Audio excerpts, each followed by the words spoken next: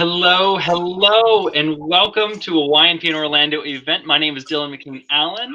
This is Prita Chabra. I am a co-chair of the Programs Committee for YNP in Orlando for the 2021 year. And I'm very excited to have you all join us for this absolutely critical conversation. I know that a lot of folks that I've spoken to in the social sector in the past year and a half since the murder of George Floyd have been very frustrated that we've gone through all of these conversations, we've had all of these meetings and these conferences and all of these emails out and all these position statements, and it just feels to some that there hasn't quite been the actual needle moving. So today, YNP in Orlando is incredibly excited to have Prita, who I'll let introduce herself momentarily, but we'll also have a very esteemed gathering of folks who will be our panelists, who can speak to these issues that affect the social sector very directly. Now, of course, that we have to think and understand that the social sector, meaning nonprofits, governmental organizations, and social entrepreneurship, do have a lot of roots in racism. And so having a space to think through the different layers and what that means for each of us, what that means to our work, and how and sometimes we can unintentionally really entrench the problems that we seek to uproot. I'll say that's something that I feel that is really the genuine purpose of YNPN and as a whole, nationally and locally. So I hope to have you all bridge your conversations, bring your authentic selves, and make sure to bring lots of questions. Take notes, but know that this conversation will be recorded for future viewing. Prita, welcome, and thank you so much for moderating today. Thank you for having me, Dylan. Happy evening. I don't know. Good evening, everybody. It's 6:30 in the Zoom world here and remote. Sometimes it's hard to remember even what day it is. We have a great panel of speakers. They're coming into the room as I speak. We're really honored and excited to have you all.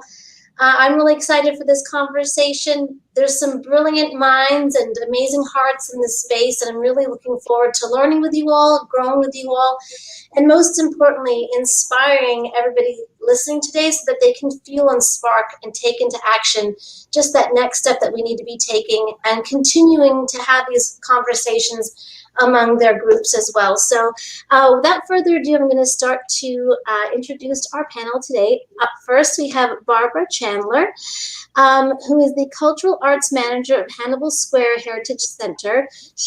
She has invested 10 years as the Cultural Arts Manager and educator of Winter Park's Hannibal Square Heritage Center, which pays tribute to the past, present, and future contribution of Winter Park's historic African American community, as well as a certified diversity, equity, and inclusion consultant. She is revered for her intense work ethic and acumen for intentional people-to-people engagement with over 22 years of experience in nonprofit work, community building, fundraising, and operations and project management. Welcome, Barbara. Up next, we have Dr. Bahiyyah Maroon, who is the Chief Executive Officer at Polis Institute. She's widely recognized for her contributions and is a recipient of the United States President's Volunteer Service Award and has been a National Science Foundation Fellow. In her career, she's provided research and strategy insights to Intel Corporation, the U.S. Department of Justice, U.S. Department of Education, Harvard University, Columbia University, and the U.S. Department of Labor, among others. She has an MA and PhD in anthropology from the University of California, Santa Cruz. Dr. Maroon is passionate about using scientific insights to create solutions for building a more compassionate and vibrant world benefiting the many. Nice to have you, Dr. Maroon. Sasha Mills, who grew up and is a product of Paramore, the heart of downtown Orlando. Sasha graduated from Jones High School. After graduating from Jones, Sasha went on to earn her associate's degree from Valencia College. Sasha recently graduated from UCF, majoring in human communications. Sasha is currently employed with the City of Orlando as a lead student advocate. Throughout her tenure working with the City of Orlando, Sasha has been able to serve and work with families in the same neighborhood in which she is from. This opportunity has given Sasha a passion for community work and working aside of community partners. From the work that she has been able to do as both an employee with the City of Orlando and as a Paramore activist, she has recognized that any and everyone can be an agent of social change. Welcome, Sasha. We're so glad to have you here today. Up next, we have Dr. Earl Mowatt, who has earned his PhD in sociology from the University of Central Florida with expertise that intersects social psychology and social inequality. He is a published author on race relations and has presented research at conferences throughout the United States. Dr. Mowatt currently serves as the Vice President of Education at the National Polis Memorial and Museum and has a functional role in steering its vision of acceptance, inclusion, and remembrance into the education programs. He develops programs using evidence-based methodologies that achieve intended outcomes. Programs target social issues, including LGBTQ+, gender inequality, social exclusion, poverty, and race. Welcome, Dr. Earl Mowatt. And last but not least, Britanny Timmons, Director of Community Strategies and Initiatives of South Lake, who joined the foundation in 2015 to serve as the Dream Scholarship Program Coordinator and quickly assumed the role of Director of Community Strategies and Initiatives. She is a Florida native, born and raised in Eustis, but currently resides in Ocoee, Florida. She holds a bachelor's degree in social work with a certificate in substance abuse from the University of Central Florida. She has also obtained a certificate in nonprofit management from the Edith Bush Institute at Rollins College. Passionate about the well-being of children and families, Britanny began her career at Big Brothers Big Sisters of Central Florida, where she spent over 7 years specializing in mentor and program management as the Director of Programs. Britanny currently oversees community initiatives, grant management, and scholarship management at the foundation. Britanny, her husband, and 4 beautiful children enjoy living in Central Florida. She believes her divine purpose and passion is to help youth and families thrive. So welcome to you all. Welcome to our space. We are very excited to have this conversation. I'm going to go ahead and have the first question pop up on the screen here. And so whoever wants to answer can go ahead and answer the question. We'll take about 15 minutes per question and have a great discussion about some of these important issues we want to make sure that everyone's talking about. So the first question, as you can see on your screen, says, how has the story of racism shaped Central Florida's specific history? So whoever would like to go first, please share with us. And maybe I should now call people out. I'll go. Sure. So first of all, I want to say thank you to YNPN for hosting such a critical conversation in this very moment. I want to say good evening to this esteemed panel, and thank you for having me. And I'm happy that I can share the space with every one of you. When I think of Central Florida's specific history, I think of the political structure and how it currently is. If we look over Central Florida's history, we will see that there has been a lack of what we call representation of people of color in the mayoral roles. I think we had our first Orlando-based mayor in 2004 to 2004, 2005. It was Turnus Page, and it was an interim position that he actually held. And I believe maybe about 2 or 3 years ago, maybe 3 or 4, is when Jerry Timmons was sworn into office. So I think all of that plays into it. I think of when I hear of the Groveland Four, I think about that horrific piece of history. I think of the Ocoee massacre, Julius Perry wanting to be able to vote and not being able to. So I think of in the Mims area, Harry T. Moore, who was one of our true first civil rights activists, and what happened to him as well as his wife, Harry T. and Harry V. Moore. And that plays a huge part in the shaping of Central Florida. When we get more into these nonprofit organizations, I think we're going to see that they're very reflective of our government structures. I work and live in Winter Park, where there has not been adequate representation, whether it's area representation, whether it's ethnic representation. And I see it mirrors a lot of our nonprofits and who are in those executive leadership roles, as well as who's sitting on the board. So I just see it as a mirroring, and it has helped to shape where we are now and why this discussion is so important. Thank you. Thank you for sharing. I'd like to piggyback on that, right? So we can't have this conversation without coming to terms with that white supremacy ideology is embedded, or the culture of the United States is embedded in white supremacy ideology. And because of that, we're going to have problems when we talk about the story of racism in Central Florida, specific to our history, right? Because let's think about this. What is the story of racism? That is history, right? So whoever control, well, let's talk about the distinction between history and heritage, right? So whoever controls the narrative of history, right, it will control how we perceive things. But the problem is that history is not really told in its accuracy. It is eclipsed by heritage. And heritage is the narrative rather than history across Central Florida, or the South, as we say, right? So we know heritage in the South is inexplicably affected by white supremacy ideology. So we will always have that system of inequality embedded in the social institutions of Central Florida. So, we can't have this story of racism without connecting it to history and heritage, which actually regresses onto white supremacy ideology, which, believe it or not, the United States is embedded in. Right. Anybody else like to share? I think they both summed it up, and I just like to kind of add to that. We wouldn't have, if it wasn't so embedded, and if it wasn't of heritage, we wouldn't have the neighborhoods like Pine Hills, in which I grew up, in the Paramore neighborhoods, and it's an exact replica when it comes to the nonprofit arena, in that the control and the segments are there because historically it's been there. And so these conversations, like the one that we're having today, is what will help catapult removing those sections that we have. Thank you for sharing.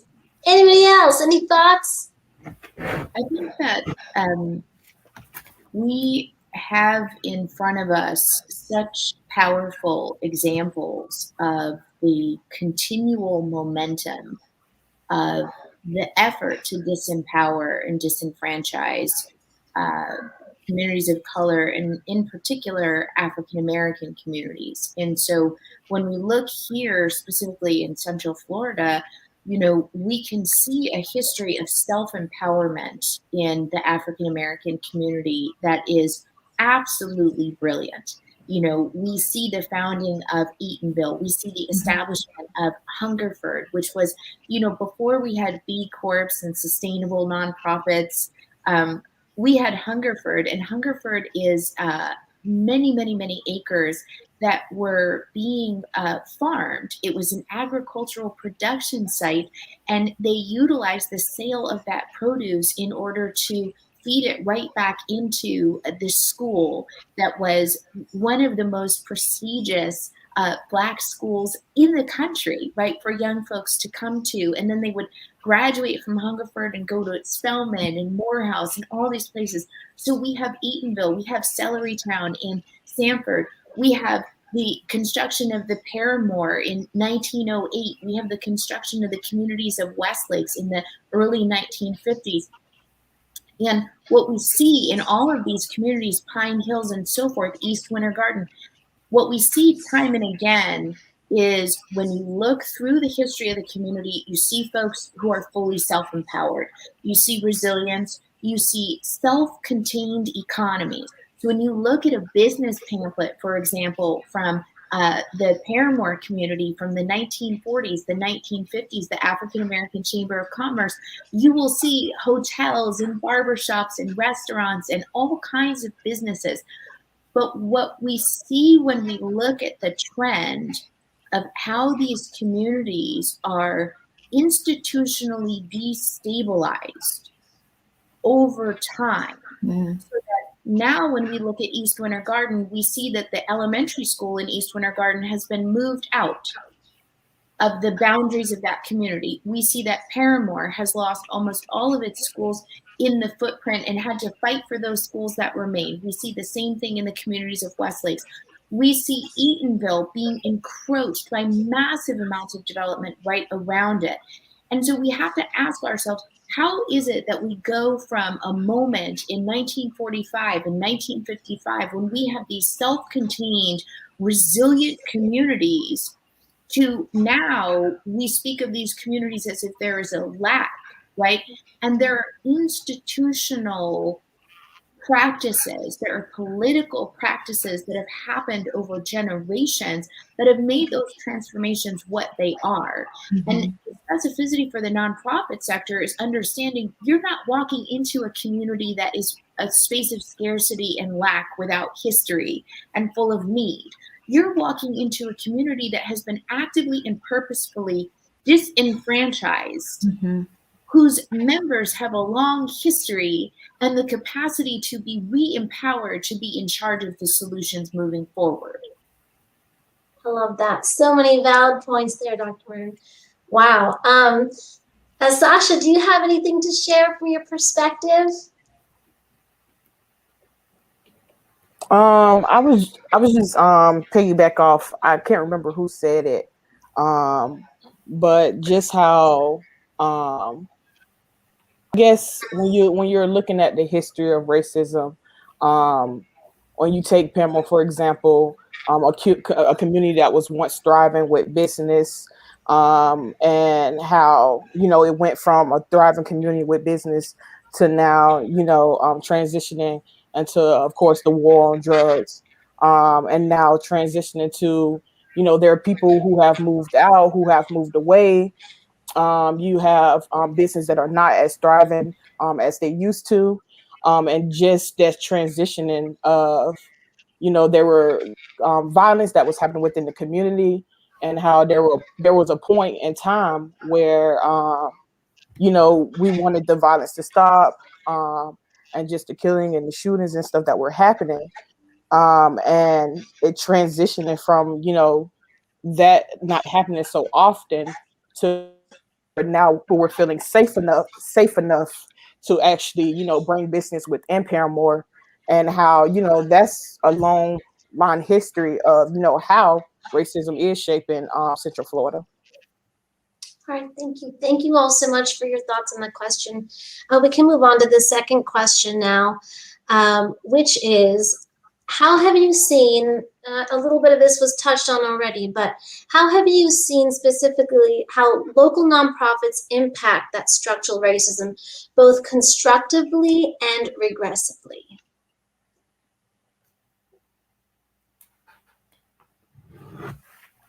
I say hence the panel. I speak for myself.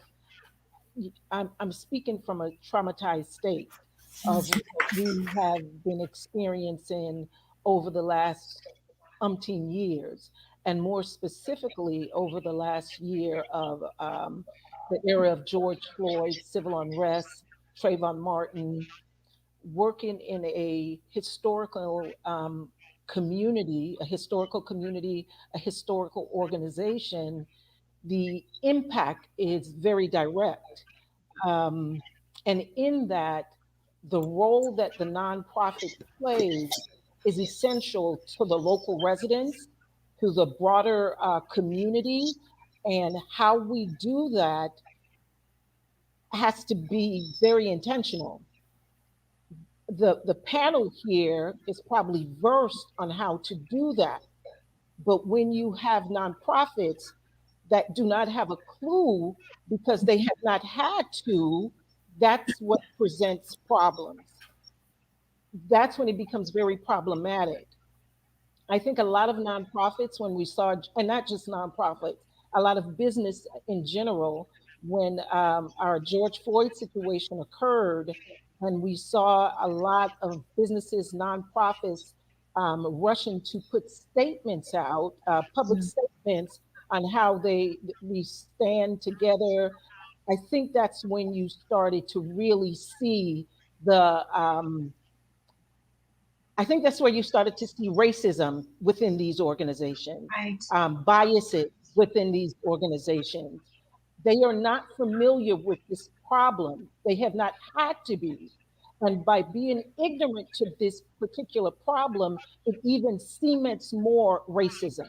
If you don't have to, if you don't benefit from decentralizing the power, you're not going to, even after we've seen George Floyd. So I think what has to happen, board members, they have to begin to question themselves. We have to look at our leaderships. We have to look at what is lacking in the leadership. And I think it's going to take some removal. Some people need to honestly remove themselves because this is not going to be an overnight. And I've heard a lot of organizations say this about this incremental shift. And what we're asking for as African Americans is an accelerated change. And in order for that to happen, some people are going to have to come off of these roles that they have been playing and start to acknowledge where they have actually aided and abetted and cemented this kind of racism, structural disenfranchisement within their organizations. And I'm just going to grab the baton from there. And I'll speak from the philanthropic sector, from for those who fund nonprofits, et cetera. There's quite a bit of a wave in the funding sector for those of us who are, we have there. People who look like me are very far few in between in the funding sector. And so what we find is that money equals power. We all know that. And so you have these big funders who are giving out millions of dollars, and the leadership within those organizations tend to be white, mostly white males. And so that within itself tells you all about the structural racism. And even within those organizations, you have where the people of color and brown people within those organizations have the ability, the capability and the expertise to be in the leadership positions. But because of how things are structured, it is not something that is allowed, to be honest. It's not even that it's an allowance. But we have great organizations like Peak Grant Making and Florida Philanthropic Network who are continually bringing these conversations to the table for funders to say, hey, we need to look internally at our structures and how we're funding, because that's a huge piece of how the nonprofits can be lifted up, especially for those that are being led by people of color. Is we need to make sure that when we're funding with equity, and not that nonprofit that has the capability of pushing for it without this funding, but that other nonprofit who's being led by a person of color or needs to be led by a person of color has the tools and resources that they need to get there. So it's still a huge structural issue within the philanthropic field, but it is something that we are certainly paying attention to and keeping conversations around. Awesome. Thank you for sharing. Anybody else? If I can just piggyback on that for a minute, right? So here's a concern, and it goes back to what they were saying, right? Nonprofits, I mean, we even say across the board here, right? Everybody's focused on how to add diversity to the team, right? So let's call it by numbers now, right? But you know what? What we should focus on is who needs to be removed, right? Who needs to be removed from this equation, because that's the problem, especially if you are, if you're white, right? It's not that easy to see that this person might need to be removed, but sometimes these are barriers.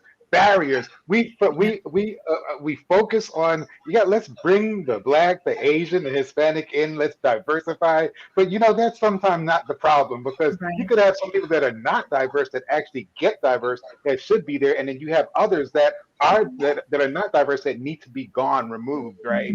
So let's put the focus on that. Who needs to be removed? That's one thing. The other thing too is, so what really gets to me is we have these inflection points, George Floyd, right? And then all of a sudden we're in this moment. But I will say this, that he did really spark a motion in the movement, right? But the only problem is that why is the response to do a anti-racism statement? Oh my gosh, right? So everybody does this, all of a sudden this racism. And to be quite honest, right, I have been reached out to help organizations write their anti-racism, statement. And I'm like, how does that look like, right? That's part of the problem of structural racism, right? As we speak. So here's the thing: instead of doing an anti-racism policy that just gets crumbled up, right? Why not have an authenticity statement, right? A degree of transparency and authenticity. Say, look, we know that we are really white, and we know this is a problem despite being trained to only position organizations in our best light, right? So admit to that, right? And that we have a diversity problem, right? And what I say that it goes against organizations because we always try to position ourselves in the most favorable light, right? So that might be conceived as not being favorable because, oh my gosh, we're admitting that we have a problem, an internal problem. Well, the best way to manage a problem is to admit that it's there and then move forward from there, right? So all this race statement and things like that is doing not a bit of, and it's not doing any good, right? We all know that it's perfunctory at this point. So let's have authenticity statements. We know we have a problem. Here it is, and we are going to admit that, and then we can actually move forward. Part of what we believe at Polis Institute is that the people who are closest to the issue always have to be empowered to be at the forefront of solving the issue. And when we talk about how to have an impact on structural racism in the nonprofit sector, one of the places that we can all start in our institutions is to look at the structure of our funding distributions. So at Polis, when we're doing community engagement, we have engagement ambassadors, and those are residents of the historic African American communities that we serve. When we do community surveys, we engage research assistants. Again, those are residents of the historically African American communities that we serve. And what that means is that every time one of our amazing partners, Lift Orlando, West Orange Healthcare District, the city of Eatonville, every time a partner provides us with a grant, part of that grant funding is provided directly as compensation to residents of the communities that we're working in.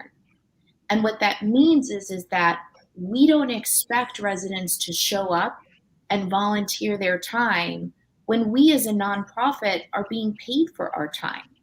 And so it's really, an invitation to all nonprofits to start thinking about the ways in which you can start compensating people of color for choosing to participate. You can compensate people of color for coming to your diversity meetings, for coming to your community meetings, for helping to spread engagement messages, and so forth. And the last thing that I would add to this is that we have to ask hard questions about why funders and nonprofits are so resistant to solutions that are proven to work. Universal basic income is proven effective. When you give a family $500 a month for 2 years, you will change the life trajectory of that family with a period mark. But we find that both funders and nonprofits are more interested in spending $2,500 a month on pass-throughs for supportive service rather than just giving the money to the families directly. And the reason for that is embedded in concepts of structural racism. Do we trust African Americans and Hispanics to manage their money properly? Do we trust this family to use this money wisely? What are they going to spend the money on? And so forth. So when we start getting really honest about why we're not using solutions that every single social science register makes clear are effective, then we might start to clear some of the obstacles. Great points. Sasha?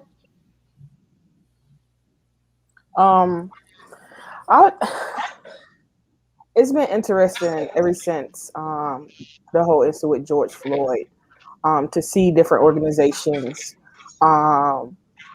and just like their statement on, you know, what occurred with George Floyd, and not really get into the root of, okay, I want to take a stand on anti-racism, and just kind of putting these band-aids on, and just to piggyback off of everybody, and just like putting that band-aid on and like, okay, moving on, the next big thing.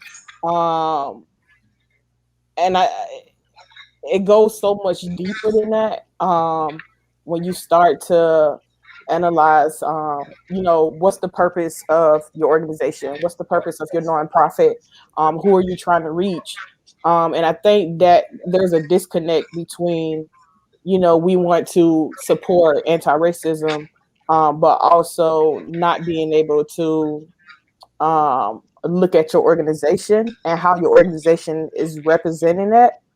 And then also being able to see like, oh, you know, we want to diversify our team. We want to diversify, you know, the people who we have on our board or whatever. And seeing that a lot of that weight falls on the people who they bring into, or, you know, we're going to put all the weight on them to make our program seem, you know, diversify, and to make it seem like, okay, we're going to address anti-racism, but instead of them doing the work, they're placing it on the people of color. Lots of great points in this conversation. I want to share one thing that I actually saw. I work at a local nonprofit as well. I'm a program manager for Public Allies Central Florida, and it's our mission to create a more just and equitable society with a diverse leadership to sustain it. And when George Floyd happened, I asked my CEO, so I'm just a little program manager person here, asking my CEO, Black male, saying, I need you to come and talk to my kids. I need you to come and speak to them and listen to them. We're in pain here. There's a lot of pain, and it needs to be heard. And I think a lot of change can happen when you have those great leaders, people who want to do the right things and aren't scared to do the right things. So he came into our space and listened to our kids and listened to the people that this nonprofit organization is aiming to serve, gathering solutions from them, from their voices, recognizing them as the assets that they are. Many of you spoke about seeing a community for the assets that it has, you know, utilizing those assets, empowering the kids, and creating a whole task force for diversity. It's not just about diversity, it's about including everybody too, right? Because you can be invited to the table, but if no one's going to ask you to speak and everyone's going to ignore you and you're just sitting there to represent some sort of diversity, what's the point of that as well? So including that inclusion piece as well, and really meeting people where they're at and giving them what they need so that they can thrive just as well as anybody else. I think a lot of these things that these are little themes you can see. I'm fortunate to have seen in my life with my leadership at Embrace Family, just a little plug there, but just so fortunate to have leadership that took the time to listen to our youth's voices and listen to them and see them as resources, as innovative solutions to move that needle forward within our organization. And we now have a whole task force. We had healing circles, we have book clubs, we have people actively working to make sure that this isn't just a one-time conversation, but I may bring up this example to everyone listening too. We all have that power to speak up and say something, and hopefully the right people will hear it, and hopefully there'll be the right leadership to take action and propel that little spark and create a whole fire of change that we can see. And I feel fortunate to have witnessed that in my life in the nonprofit world here in Central Florida. So there is a lot of work that needs to be done, but I want to encourage everyone that it is possible. We can't give up there. Oh wow, the next question, I kind of just answered that from my perspective here, but what actions, according to you all, could a nonprofit take to actualize anti-racism? And this is where, you know, everyone listening is looking to you all for the resources, the tips, the inspiration. What can they do so we can collectively as a community move that needle forward? I'll go first this time. So when it comes to nonprofits and funding, I think it's important for nonprofits to advocate for themselves, and that is to the funders. oftentimes people in the seats that are funding, I'm what you call sort of the gatekeeper of funding at our foundation. And there are gatekeepers at many funding organizations, and most of them don't look like me. So there's a benefit to some nonprofits in that I'm sitting in that seat. But even when someone like me is not sitting in the seat, you still have to be the voice for yourself and advocate and ask the tough questions of, you know, historically, have you funded grassroots organizations, and ask why haven't you? And is that something that you would consider? And take that next step to speak to leadership, if you know, and walk along. So you create that relationship with those gatekeepers, and then walk alongside them if they can be an ally in that. And that's not me speaking allyship, you know, black, white sort of thing, but just ally in making change, and taking that to the organization leadership. I think it's important for the nonprofits to advocate for themselves. But on the funding end, internally, where we aren't having those nonprofits, and it can be intimidating. So I'm not saying that like it's easy. It's somewhat of intimidation, especially when you're going to someone. It's almost like telling the person that you need something from what to do, but in a nice way. So it's not an easy thing, but put on your big boy and big girl panties and do it because it's necessary. But for those of us who are in the seats that I am in, that are making sure that we are paying attention to the needs within the community, it's important that I make sure that my voice is heard within our organization, and that I'm helping to push the agenda with other funders to say, hey, wait a minute. Yeah, they may be a new nonprofit, but we need to consider this, or we need to think about that. Or when I'm asked to sit on a panel or to review applications, which is also a very small portion of people, that I'm the voice in it that says, consider this. And why are you making that suggestion for this application, or saying, no, we shouldn't? I'll just give you an example, because I'm literally going through the process. Well, I just finished this week. I have to review all of our applications. And one of the questions was, well, why were they coming to us for funding? Because there was a similar organization that they need to figure it out. And I said, well, wait a minute. Them coming to us for funding is figuring it out. Like, what? The comment didn't even make any sense. So it's like, but so it's as tough as it is for the nonprofits. It's a little tough internally as well. But we just, we have to put our feet to the ground and say, change has to be made, and it has to start now, and it has to start from within. And it makes it a little bit easier for the nonprofits that are not funding nonprofits to make change, when those of us who are quote unquote in power are doing that ourselves. Anybody else? I think one of the things, several things, nonprofits can do to actualize anti-racism. We have to identify who is being impacted by the structural racism. And we go to those people and begin to find out, what do you need? And then you actually have to listen, and then you actually have to implement. It's fixing the problem from the bottom up, not from the top down. They have to broaden their nets when it comes to hiring practices.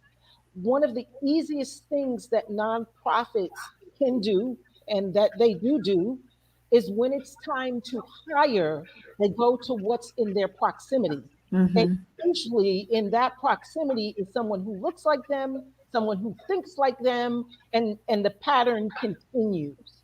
So they have to be comfortable in the uncomfortable right now. Mm-hmm.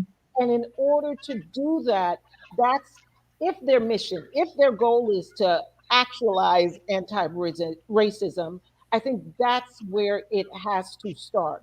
They have to, as Dr. Mowatt said earlier, they have to say, we acknowledge we have not been doing right. Let's go to the people who we're serving. Let's go to the people who are running our organizations, who are on the front line, because they have the tangible experience, and it's almost like you have to work in concert. The times of managing from the top down, it's no longer, because most of the people from the top down are not interacted with the people that they're serving and the people that they're doing the work. So the dynamics have to change. And in order for the dynamics to change, they have to be comfortable being uncomfortable and saying, this is where we have fouled. Absolutely. We really need to start asking honest questions and questioning the structure of transformative action that so much of the nonprofit sector is based on. And so right now, a good portion of our sector that's invested in things like educational transformation, closing the wealth gap, advancing the workforce, closing the career gap, elevating educational outcomes, and so on. The majority of our sector that is invested in those particular kinds of social problems really places what I like to refer to as the Black and brown tax on Black Americans and Hispanic Americans. And the assumption is that we have done something wrong. If we are having $24,000 in wealth over a lifetime compared to $142,000 in wealth for a white family. If we have a young African-American family that has $600 in net assets compared to $25,000 in net assets for a white family, the manner in which we go about solving problems in the nonprofit sector right now is the assumption that that Black family needs to be doing more. And there is not a Black person in America who has not heard that you need to be 2 times better and 3 times better and so on, right? And this holds true in other communities of color as well.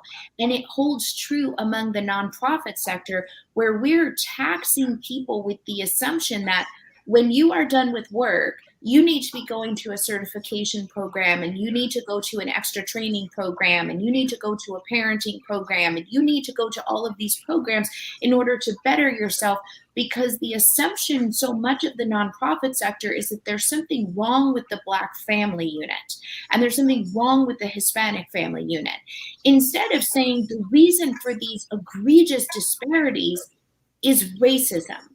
And if you push at nonprofit professionals and you say, why are these numbers this way? Someone is either going to have to break and acknowledge their racism and say, I believe it's because these folks are lazy. I believe it's because these folks don't want to succeed. And they're going to have to admit their racism. Or they're going to have to acknowledge that these are structural issues. And that means it's not incumbent upon the Black family and their parenting structure to fix an educational structure that incarcerates our children, suspends our children at 3, 4, and 5 times the rate of white children. It's not incumbent upon the Black family to fix an unemployment rate that is historically anywhere from 3 to 5 times higher in the African American community than it is in other communities. That is not incumbent on individuals to fix.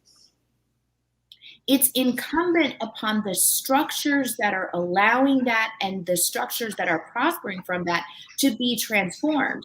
And so this creates an enormous problem for the nonprofit community when we're no longer poverty profiteers.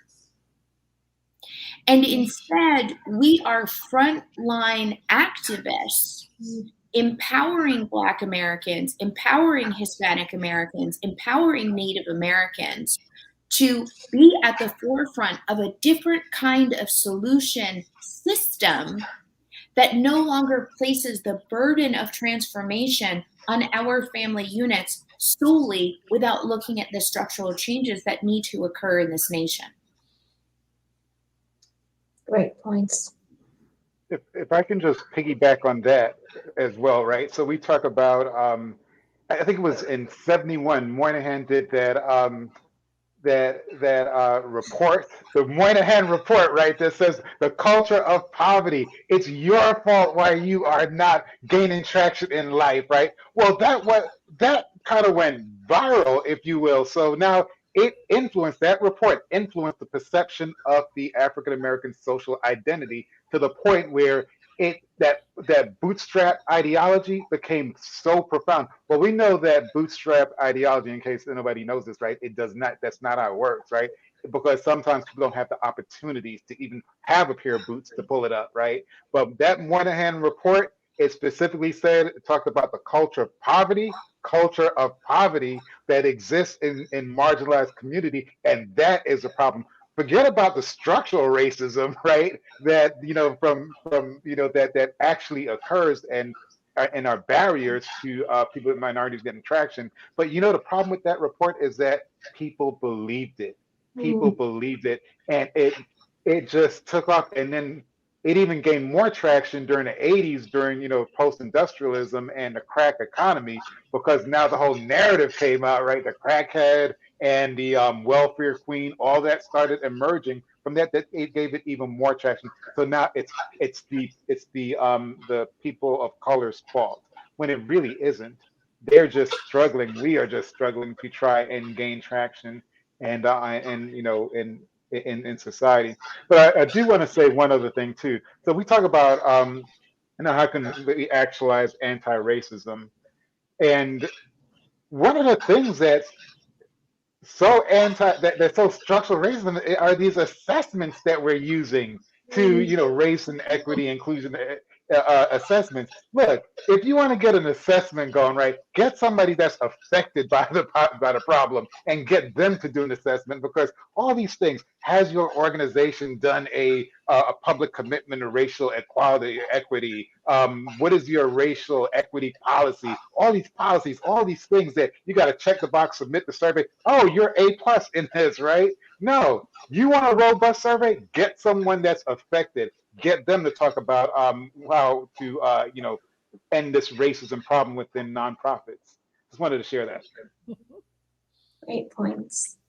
I think we're talking about all the actions that they could take, but I also feel that a lot of nonprofits are missing the basics of actually educating yourself on racism, and educating yourself on the systems that have been put in place, particularly for minorities and for Blacks and Hispanics.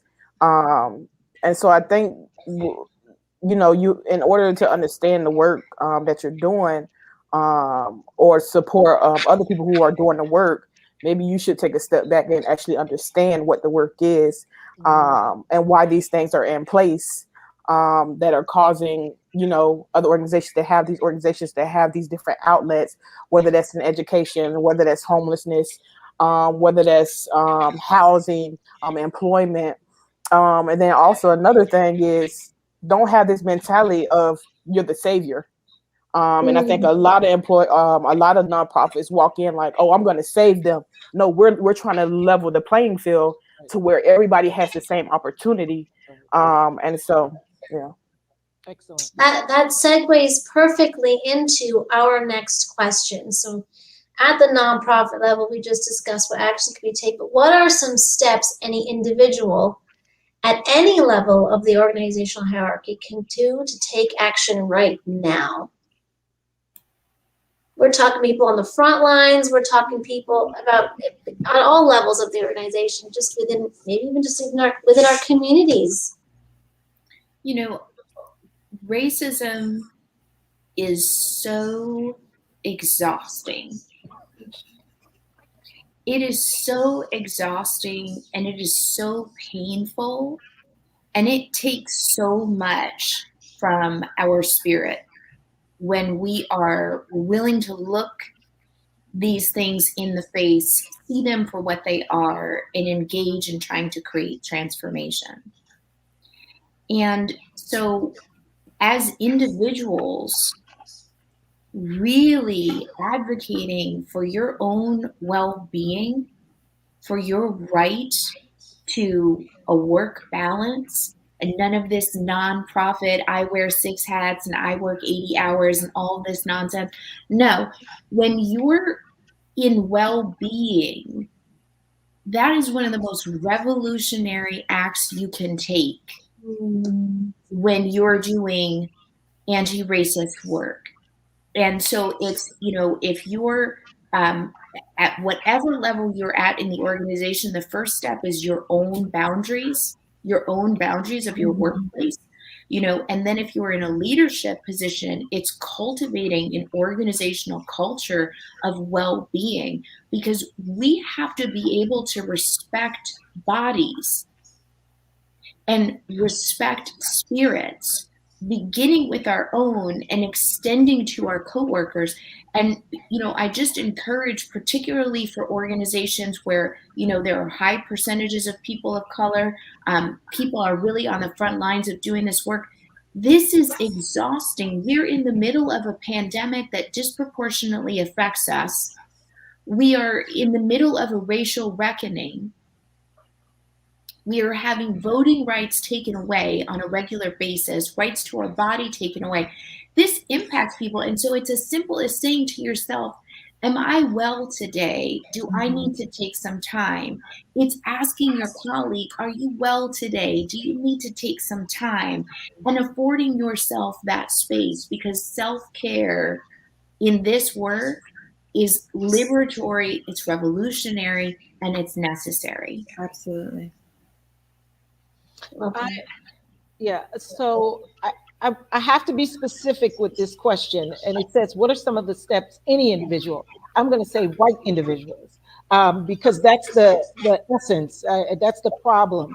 So I think what first of all, Black people, we're always praying for a better day. So we're good on that. And I think white individuals at any level in the organizational structure, they have to first admit how it has benefited them, how the structural disenfranchised, structural racism within the organization has benefited them, whether it's promotion, whether it's extra time off, whether it's a pat on the back every time they did something, as opposed to if one of us did something and we get, that's what you're supposed to do. They have to start to identify how this system has benefited them. And until they can do that, then they can start to actually seek action. You cannot seek action to something that you are not willing to say, oh my goodness, I got 2 extra days off because of, I'm white. So the first step is to look at the organizational structure. If you are in a position that you got promoted, question yourself and say, listen, I wonder how I got this promotion so much quicker than Janice, who has been with the organization for 10 years. Every time something opens up, my name is on the list. They have to start to question themselves as to how they benefit from it. Because when you start to see that you are benefiting from a structure that someone like myself is not benefiting from, then you can start to look for ways in which to speak against it. So that's the first thing I would say. Start to identify how you have benefited from a structure that we meaning African Americans, have been locked out of. Excellent. Thank you for that. I do want to add on that too. There are things that I think that people of color can do as well. And that is, you know what? If you feel that you have been, affected by that, by someone in an organization, say something to that individual, because you know what? A lot of times they don't even know. And if they don't know, they will keep perpetuating that problem. So I'm big on communicating, right? And what I learned is this, that when I bring it to the attention of whoever I find, has, I don't want to say violated, but, kind of stepped out of sorts, if you will, it resolves itself, because a lot of times racism is so ingrained in our society. It's an automatic mechanism, well-oiled machine, that we do it and we reproduce it even among ourselves. And if we are not aware that we're doing that, then it's going to continue happening. And, it's something that happens to people that are marginalized, right? I've been affected by it. Probably everyone in the panel has. It's called learned helplessness, right? So what happens is you keep trying, and then every time you try, you're not successful in trying to do what it is that you're trying to do in the corporate world or whatever, nonprofit. So then you just give up. And now you just become that cog, right? And you just do your job, but you're no longer advocating for yourself. That kind of learned helplessness thing kicks in. It's akin to a lot of times Black folks don't go out and vote because our voices don't matter. We have that perception, but it does. But that's an articulation of learned helplessness, right? So now we're not even helping ourselves because we feel that our voices don't matter. Good job, America, for making us feel like our voices don't count. But you know what? Our voices count even in the workplace, right? We just have to use it. So remove ourselves from that learned helplessness and be proactive in addressing the issue when it occurs. The other thing is we can't have this without talking about the levels of white moderatism that exists in nonprofits. Look, it's like Barbara was saying earlier. Look, we already have a blueprint on how to solve this stuff, right? But then we ignore these blueprints.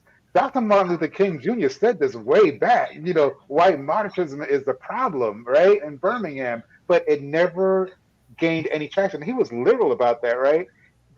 So organizations are not engaging in topics because it's too political, right, or because it too controversial. Well, you're not going to have change if you don't start engaging in these conversations when you talk about anti-racism, right? So race is a delicate subject across the in this land, but we can't kind of tiptoe around it, that moderatism, because how we think that others are going to perceive us. So we got to whittle that away, and that's a white folk thing. You know what I mean? So they have to come to terms with that and try and whittle that down, because if that's not whittled away, we are never going to come to anti-racism robust approaches. Can I just tie what Barbara and Dr. Earl just stated, and that it's self-awareness is huge in all of this. So you first have to look within. So before you can try and elevate anyone else and bring the topic to them, you have to look at yourself and say, how am I contributing? So you may be benefiting from it, but how are you also contributing to that system of racism? And that could be not calling out a colleague who has said something that was inappropriate. And that's not to say to call them on the carpet in front of everyone, but to pull them to the side and say, hey, what you said was inappropriate, but also to look within to say, have I said or done things that have been inappropriate? And that's from both, staff and leadership. But from the leadership perspective, I think is very important, especially for those. And I said this, I think it's important for people who are diverse to have these conversations, but in tandem, I think it's also, but a little more important, I'll just say to me that white people are having these conversations and that they are calling things to the carpet because they are the majority. And so that means that they have the majority voice. And so in my opinion, they have the majority responsibility to make sure that they are helping to turn the ship in anti-racism. And so that means having those internal conversations and internal looks with yourself to say, hey, where can I help improve? And then bring your staff in that to create that cultural turn and morality turn within your organizations. Excellent. Any other final thoughts on this question? Go ahead, Sasha. Just to piggyback off of what Brittany said, I think when we, think about anti-racism, we want to look at it from like a high point of view, and not looking at it as, first starting, with me, starting with yourself, and then also, starting within your household, starting within your community, starting with the people, who you interact with on a daily basis. And like you said, having those conversations, if, maybe a husband or a wife says something like, that was, a little inappropriate. And so calling your family members out and calling the people, who you interact with on a daily basis to say, hey, you might want to, check yourself. And so I feel like you can't go any further than that until you check in with yourself and ask yourself, what are the things that I'm doing that may come off as racism, or that's not portraying anti-racism. And so yeah. I love all those points. I heard self-awareness, self-care, having the courage to have those difficult conversations, having the courage to call people out, being open, I think, too, when you do get called out, being open to the feedback, listening, truly listening to what people are saying and considering the opinions of other people and the perspectives of others that you're interacting with, and taking that personal responsibility. And I think that's another action. I think that's my point that I want to share on this. I had the honor and privilege of meeting John Lewis and hearing, like, for 15 minutes, in his little office, his story, and just being blown away by this very short man. He's about my height, but such a powerful man and such a calm demeanor that he had. And I remember asking him, like, how do you do it? How did you keep going? You saw your friends burned in buses. You've been clubbed to the head. You've woken up in prisons, and just, like, you're showing us this giant picture of a cop holding you by the neck like this, with a club in his hand, about to beat you over the head. At what point do you say, you know what, that's enough, this is a little scary, I think I should stop now? Like, what kept you going? Did you feel called?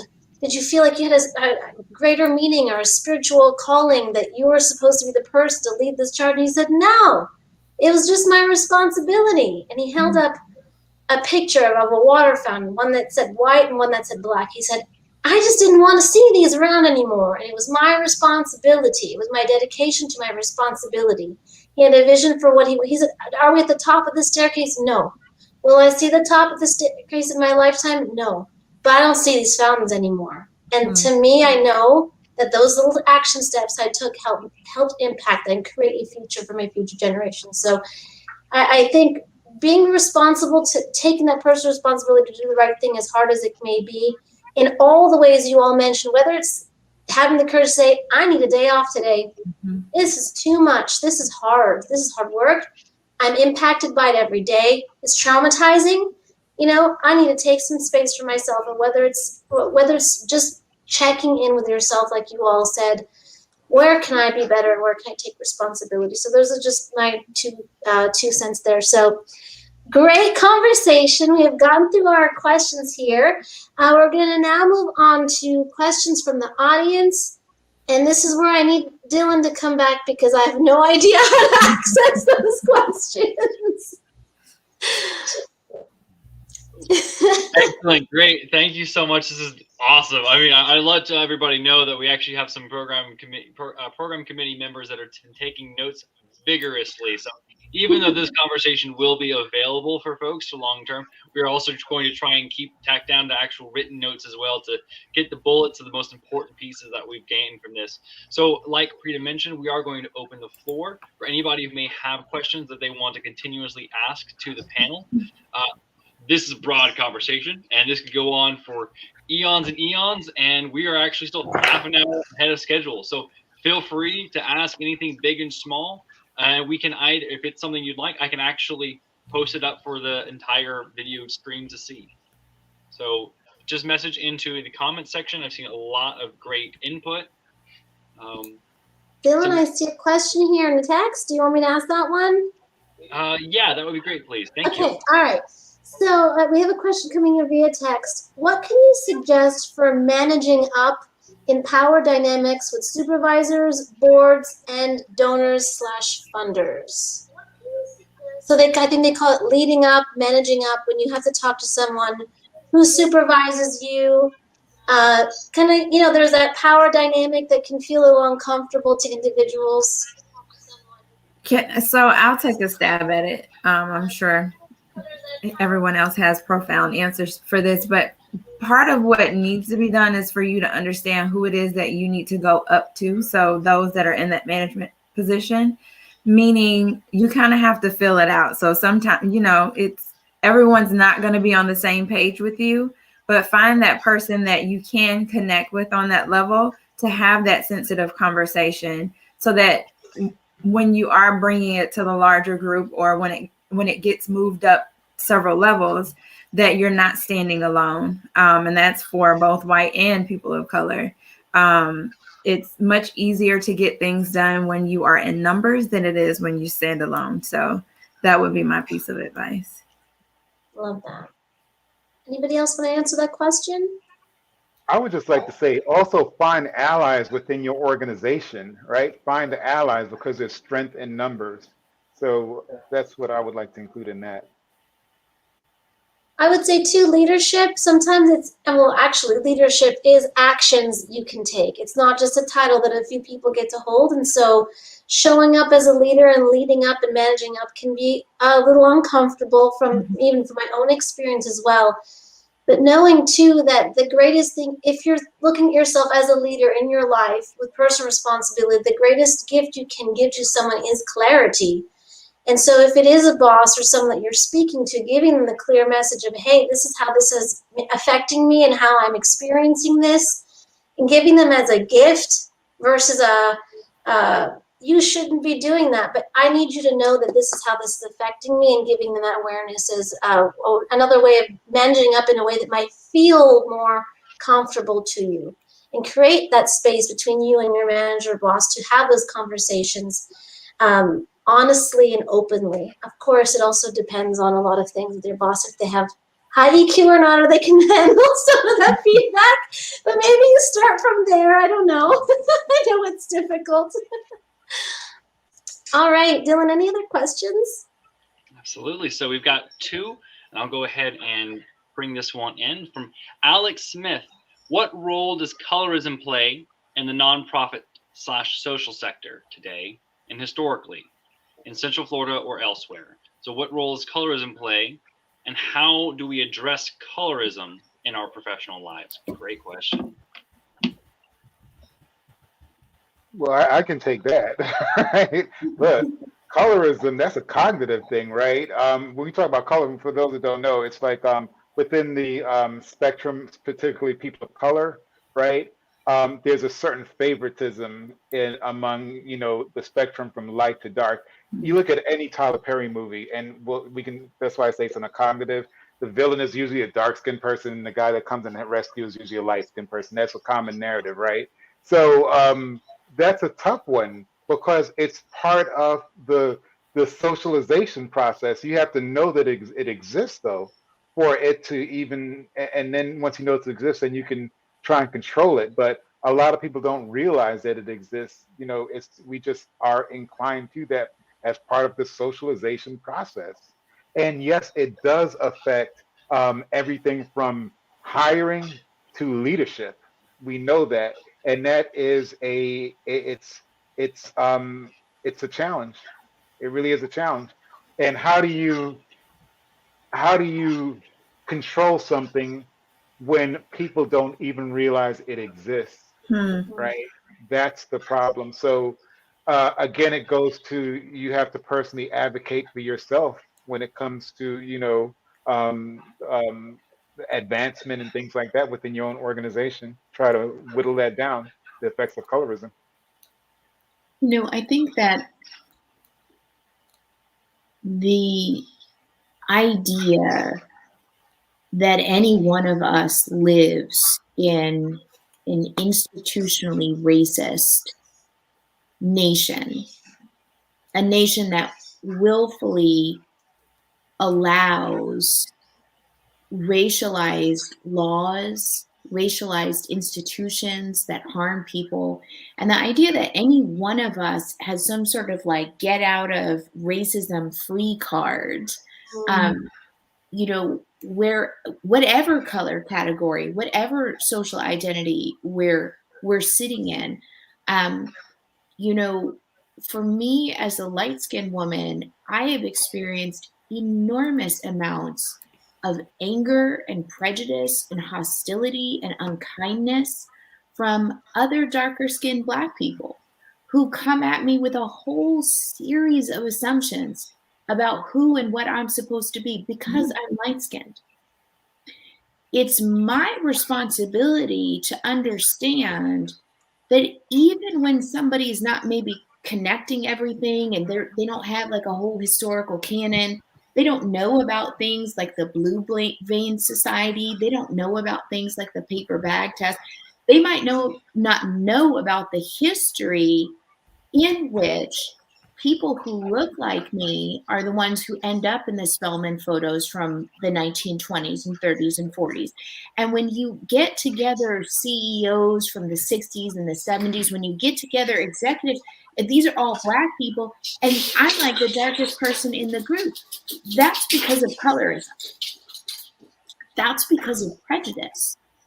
And so the responsibility of every one of us who's impacted by a toxic system is to situate ourselves in the history of that system, to situate ourselves in a way where we can start depersonalizing. People come at me with all kinds of nonsense, like you think you're a white girl and you talk like a white girl and all just, I mean, every shade of crazy, right?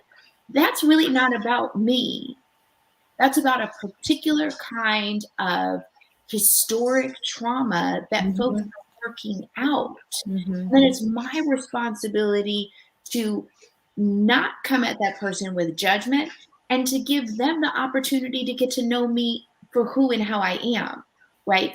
And it's also incumbent upon people of color in our communities who are encountering privilege because of our skin color or because of our gender or because of our sexual identity.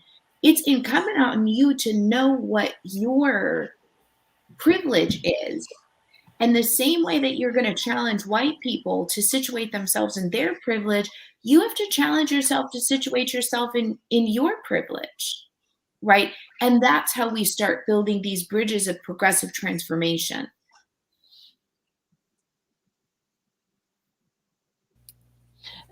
So when I hear colorism, I think of colorism as it has been explained. I think of language. I think of grammar. I think of where you come from, whether you're an American Black or Caribbean Black. I think of whether you wear your natural hair or where you wear relaxed hair. I think of whether your name is Barbara as opposed to Bonquabara. You know, I think of all those things. And how does it shape us in these sectors? It has a lot to do with everything, and we all know it. How we respond to it is even, I think, it's a greater, it sets a greater tone from the beginning. And this is one of those things, whether it's colorism, the grammar that I use, the colloquialisms that I use, what I may wear, what my hair may do that particular day. We have to set the standard immediately out of the gate.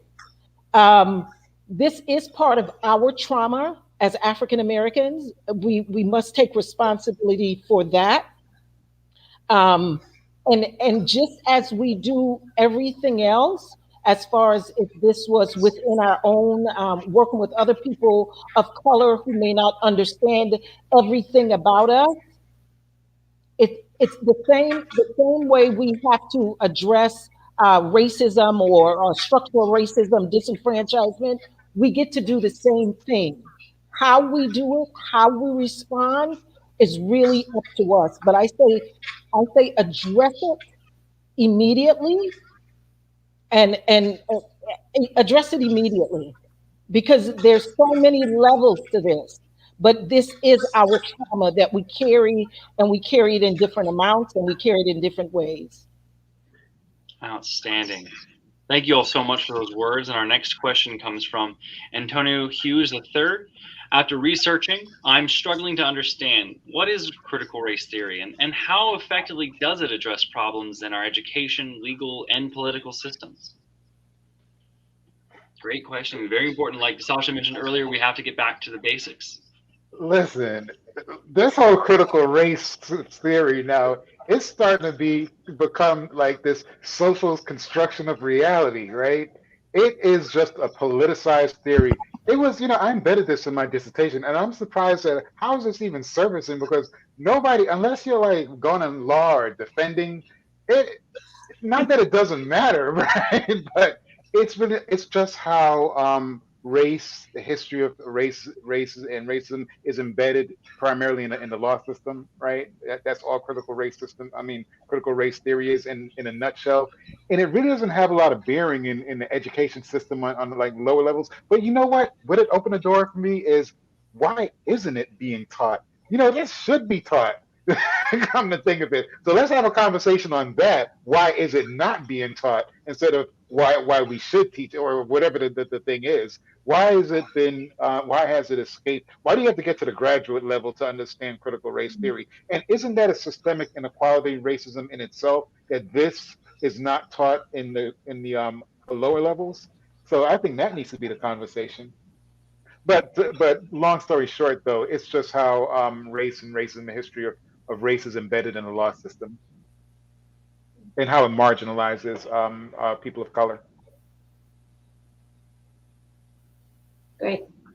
And I'll just, really quickly add to that. I think that the easiest way to understand the sort of ultimate sentiment of critical race theory is to understand the way that Congress and Senate work, right? And so these are houses, they're with us today, they work on the basis of representation. That representation has everything to do with all of our lives every day of the week. And so you've got your 2 senators, and then you have your Congress people who are based on the portion of population in your state, right? So we can all agree that's true. Where that comes from is from debates over whether or not humans could be represented as property. Can we tax you for your property, meaning enslaved people? Or can we provide you with political representation for your property, again, meaning enslaved people? And so the very foundation of the Capitol, where our laws are made, the very basis of representation that each of us participates in on a regular basis, begins with the question of what it means to be an enslaved or not person in the United States, which is necessarily a question of African American identity in the United States. And critical race theory is just saying, let's take a look at that and understand the impacts of that reality in our ongoing everyday lives. Excellent. Thank you so much. Thank you very much. So our next question comes from Andrew Brown. What are some strategies people can use to effectively challenge someone with racist viewpoints?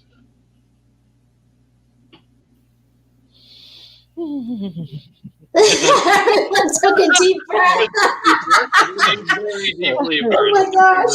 And I will make a note here that, of course, there is explicit racism and implicit racism. And so that question may be answered differently on those different audiences. So I would err on the side of challenge them. Again, sometimes it's done in an ineffective way, yelling from the rooftops, and then sometimes it's done in a more careful way. But I think the problem is that we haven't challenged enough. And so you just need to challenge them. And sometimes people aren't going to receive it, whether you do it shouting from the rooftops or doing it in a more respectful way. But the only thing that you can do is come at them in the more respectful way and hope that they will take some essence of what you're saying, internalize that to start to make a shift. You can only plant seeds. You can plant a bunch of seeds and hope that out of the 100 seeds that you planted, 50% of them will grow. And not having that expectation that because you said it and that you're challenging it, that it's immediately going to make a change. And understanding that you can't challenge everybody. Yeah, you just and can't. It's not worth challenging everybody. No, it's not. But I guess it depends on the relationship that you would have with that person, versus a dad who may have racial viewpoints versus somebody who you came across in Starbucks or something. So understanding that relationship And also, you know, if it is like a family member, understanding the root of, you know, having that conversation, understanding the root of their racism. And again, I think this is where racism is effective, because a lot of time the racist is ignorant to his racism. So that's what makes it so effective. The longer he stays ignorant to his implicit biases or direct, this is where I think allyship may come in. It's one of those things. A lot of times, me telling someone who's white with racist viewpoints, they may not listen to me, but maybe they'll listen to someone who looks like them. So I think sometimes this is a good time to have your woke white friends come to your aid. I think one of the things that we have to understand about racism and prejudice too is learned behavior one, right? And it's not something that people easily purge, right? Some people will never be able to purge their racist ideologies. And there are lots of variables, education, income, all these things influence the level of prejudice that people that inhibits people. But here's a thought though, right? Look, there's some people that you will never be able to, you know, influence, but to effectively challenge, I think it can't be. First of all, I'll say this: we get reactionary towards racist comments and things like that, especially if you're a person of color, right? The one thing that we probably need to not do is to learn. We need to learn to not be reactionary, right? Not be reactionary, because then there's no resolve. The other thing too is the challenge. If it's combative, then it's going to implode. But if it's approached with a little bit of reason, understanding their viewpoints as well, right? And then trying to get them to see your viewpoints, your perspective.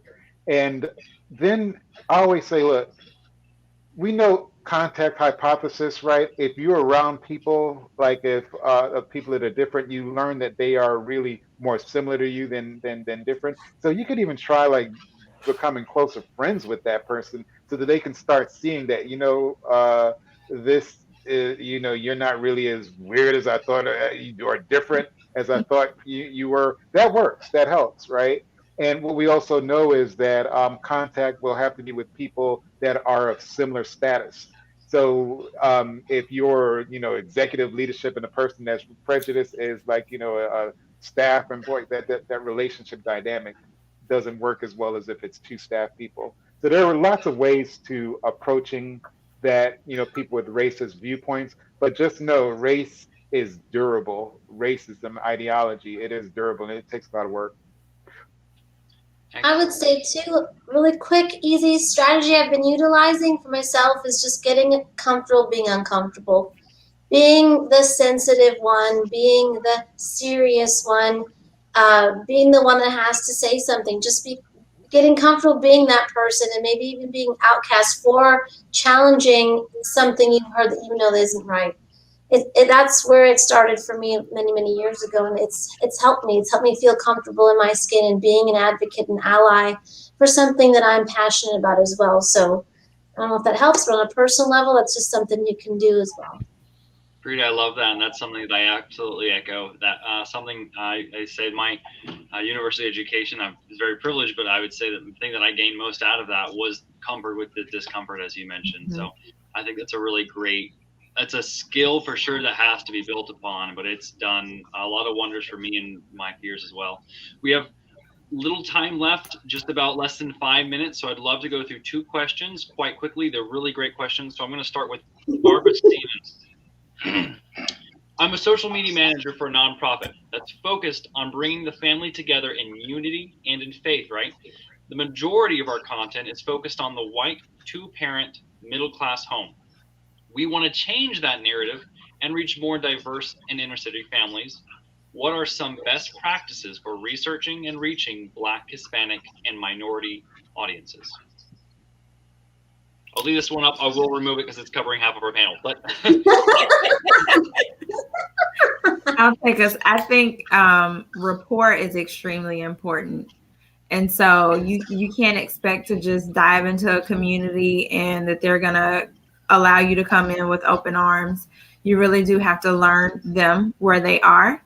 That's like social work 101, meet the person where they are, PIE, person and environment. So just learning more about the community that you desire to be a part of and getting on the ground with them. It's like with the kids, you can't talk to a kid up here. You have to kind of come down to their level. And so that means going into, and I'm not saying that community is below a level, but that's walking beside them, going into that community, having meetings with people who are serving in that community. So because they have a level of understanding, out just like with our panelist who's in a Paramore Kid Zone area. So she knows her community. If that's an area that you desire to be a part of, that is your gatekeeper to that community. So go and have those conversations so that you better understand who it is that you're trying to reach, and then you can create your path for reaching them. I echo that, Brittany. I think what we have to be aware of and be very careful of is social media does not replace the person-to-person interaction. Mm-hmm. So absolutely. Very true. Go break bread with them. Go to their homes, visit them, get to know them, become family with them. So they know you. So you're not just an organization, but you're not just a person with a badge. You're an individual with a name that they have relationship with and community with. That's what you got to do. Yeah, part of the community events and things of that sort. Yeah. Everyone loves food. It works wonders. It brings everyone together. So long as the food is respectful of the group that you're with. You know, I'm a vegetarian. If you're going to have a pig picking, you know, I'll come smell it, but I'll bring you Taco Bell, vegetarian Taco Bell. Our final question of the evening is from Andrew Brown. How can members and leadership assist in reshaping the American perspective of negativity towards people of color, especially in the workplace? Mm-hmm. Yeah, no one said this panel was going to have some easy questions, y'all. That's a good question. When I look at this question, I think of the media, the news, how they report, whatever, whether you know it's a killing, whether whatever the case may be, how they report and how they present whatever they're reporting, I feel like has a lot of effect on how others perceive people of color. And so, yeah. I think members in leadership have to again start to touch turf. They have to come from behind the comfy chairs, and they have to begin to touch turf with where the community is. We all know that one person does not represent an entire community. I think that is it's a shallow way of thinking, and again, this is where they can connect to the community. This type of leadership is a disconnected type of leadership. So I just say they have to begin to touch turf with the community, with the leaders in those communities. Again, and because there's no way they can begin to create programming if they don't quite know what the community looks like. So they have to come from behind the walls and touch turf with the community. I'm so glad you said that, because that really needs to be echoed, right? A lot of times people in leadership, they try to fix the problem, but they don't really know the problem. It's all theory, right? But everybody knows that theory and practice are two different things. If you want to ameliorate some of these problems, right, anti-racism, well, you know what? Get to know how the problem is inherently within the communities before you even dare to go out there and try and fix it, right? Because that's just going to end up with more disaster. We've seen it times and times again. And you know what? We see it even in the parameters of this. The reason why a lot of these programs don't work, diversity and inclusion programs, is because people that are in these leadership roles and creating these programs are not really touched or in touch, in tune with how the problem actually exists in society. And then we come up with these narratives, right? DEI, diversity, equity, inclusion. All those words, right? Where's that? What did I always say like this? Why don't we make it a formula? I look at it like this: diversity plus inclusion equals equity, right? So now we've got an equation that we can work with instead of three random words, right? And that's the problem. It's just. I'm sorry, Barbara. I'm just going back from what you said. It really is. They have to know the community that's being addressed before they can even try and get any change in that to occur. And the second part in this question is especially in the workplace. Mhm. So, and to address that directly in the workplace, this is totally a matter of respect for that person who's in that role and understanding what they do. So I think what happens is, once again, we create these positions, people are assigned to the roles, we're doing our tasks, and you don't know what it's taken to do the task, how much Mhm. energy I'm actually putting in, and then the other things that we're having to do to make some of those outcomes. So yeah. Well, everyone, I can certainly say on behalf of YNP in Orlando, and I'm sure across from all of the viewers here across two separate platforms, this has been fabulous. I've been just messaging away with other board members and committee members, and the level of depth, the numerousness of thoughts, of perspectives here. I am so grateful personally, and we are so incredibly thankful for you all. And I do want to also thank Frida so much for moderating this conversation. I think that there's no way that this would have been as fun, lighthearted, while also impactful and deepening without your leadership of this panel. So thank you all so much. And I'll share that on behalf of YNPN Orlando, we want to buy your next coffee. And so I don't have the gift cards yet because I ran out yesterday, but I have my favorite coffee shop is Mahogany Coffee in Sanford, which is a Black-owned business over there at Henry's Depot. Their coffee is delicious, so just keep an eye out in your mails when I get a chance and to grab those gift cards. I'll send you an email, get your information, and I'll mail them out to y'all. It's great, it's fabulous. I love this stuff over there. Now, I'll go ahead and take the panelists off. I'll send out some additional learning resources for our viewers because I want to make sure that this turns more into, like I said, it's about actualizing. So these conversations are fantastic, but we have to do something in the future. So make sure to watch this video again if you need to learn some more. If you want to dig in deeper on some topics, once YNP in Orlando gets to a good spot, we're going to compile some of the notes into a presentable format to share out as well. I'll share that racialequitytools.org is probably the best go-to spot for you to learn. It's a fabulous process. It's incredibly in-depth. They have a ton of different information. Now, a lot of it is for the social sector and nonprofits, but it's also for just generally really actualizing equity.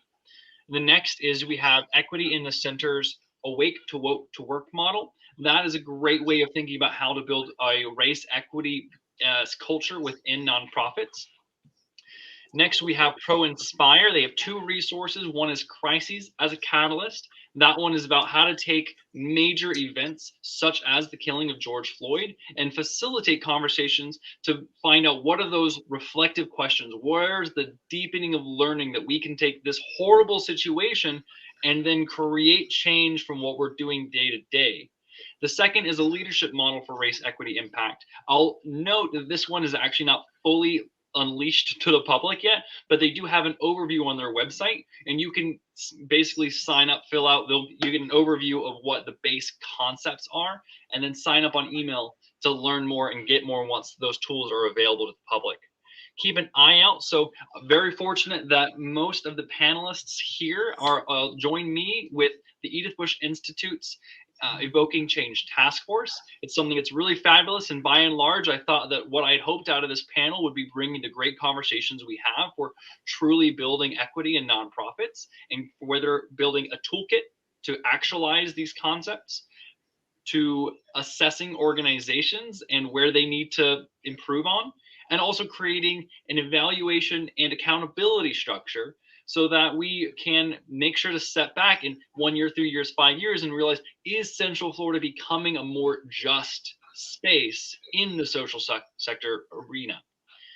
very fabulous. We're excited. I'm glad to bring those conversations to you all through this panel. Keep an eye out from EBI to learn more. 2 events to let you know about coming up for YMP Orlando is September 28th. We are going to have our Gatherings for Good, which has happened the last Tuesday of every month. That is going to be on community-centric fundraising with Joan Gary's great podcast, Nonprofits Are Messy. We'll have some excellent stuff. Really, that was a life-changing one for me. And for those fundraisers, grants professionals, development officers out there, executive directors, board members, this one's absolutely for you. And then finally, I'll let Prita comment on her event. Oh, yes. We are having our mentor moments with Lisa Piercy, who is the CEO. She's a female CEO of 15 Light Years. They are a solar panel installation organization, but they also have a nonprofit sector geared towards educating youth about green careers, and a wonderful, amazing woman. We have these mentor moments every quarter, so if you all want to come, become a member, first of all. If you want to know, if you want to take action, we're talking about taking action, right?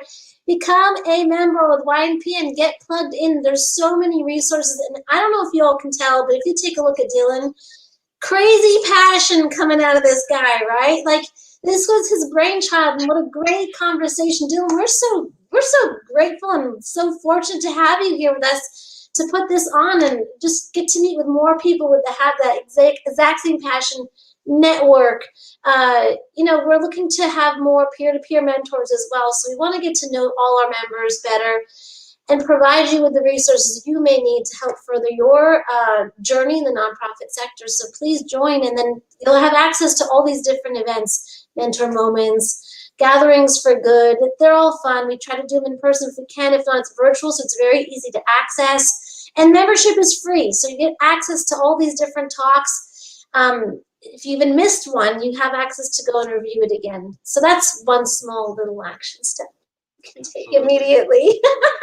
Well, once again, on behalf of YMP in Orlando, thank everyone so much, and apologies for going a few minutes over time, but I think that this was incredibly valuable to me personally, and I'm so thankful and grateful for everyone being here, as well as the commenters on social media, and your input and questions helped me grow fantastically with this as well. So thank you all so much for everything. Feel free to reach out to us. And remember, YMP in Orlando is really here to engage, enrich, and elevate you so that together we can create equity and efficacy in the social sector. Have a great night. Stay safe, stay well, stay strong. You're loved. Bye. Thanks, everyone. Thank you to our speakers as well. This is great. This was so good.